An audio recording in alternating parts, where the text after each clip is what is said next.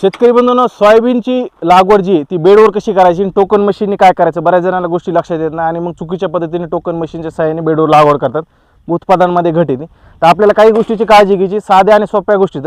ह्या पद्धतीने तुम्ही जर टोकन करताल तर तुम्हाला एकरी 13-14 क्विंटलचं उत्पादन टोकन पद्धतीने मिळणार आहे. तर बघा, स्टेप बाय स्टेप बघा. आधी टोकन मशीनला बघा आपल्याला काय काळजी घ्यायची. 2 दात्यातलं अंतर आपल्याला ठेवायचं 5.5 इंच, ह्याच्यापेक्षा जास्त अंतर ठेवू नका टोकन मशीनला.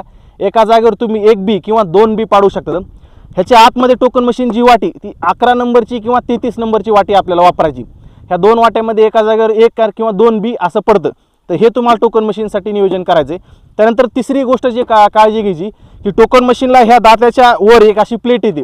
ह्या प्लेटमुळे काय होतं की बी जास्त खोल जात नाही. पण ह्या वर्षी पाऊस काळ कमी सांगितलेला, पावसाचे खंड सांगितलेत, त्यामुळे भविष्यामध्ये आपलं सोयाबीनचं रोप सुकून जाऊ नये म्हणून आपल्या काय करायची, वाटी काढून टाकायची.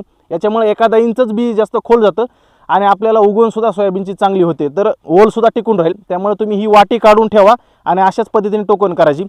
आता बेडवर टोकन करताना अडचण काय येते की बऱ्याच जणांना लक्षात येत नाही की बेडच्या वर टोकन करायची का खाली टोकन करायची का मध्ये टोकन करायची.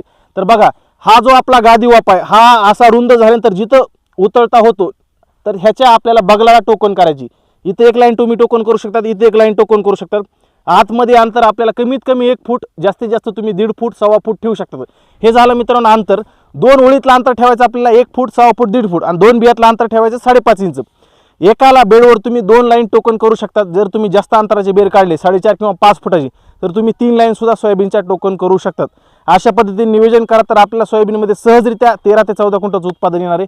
आपल्या ॲग्री सरकार यूट्यूब चॅनल याच्याबद्दलची संपूर्ण व्हिडिओ टाकलेली, व्हिडिओ पाहायला विसरू नका. व्हिडिओ आवडले असेल तर जास्तीत जास्त लाईक आणि शेअर करा. अशा शेतीविषयक माहितीसाठी आपल्या चॅनलला फॉलो करायला विसरू नका. धन्यवाद. जय महाराष्ट्र.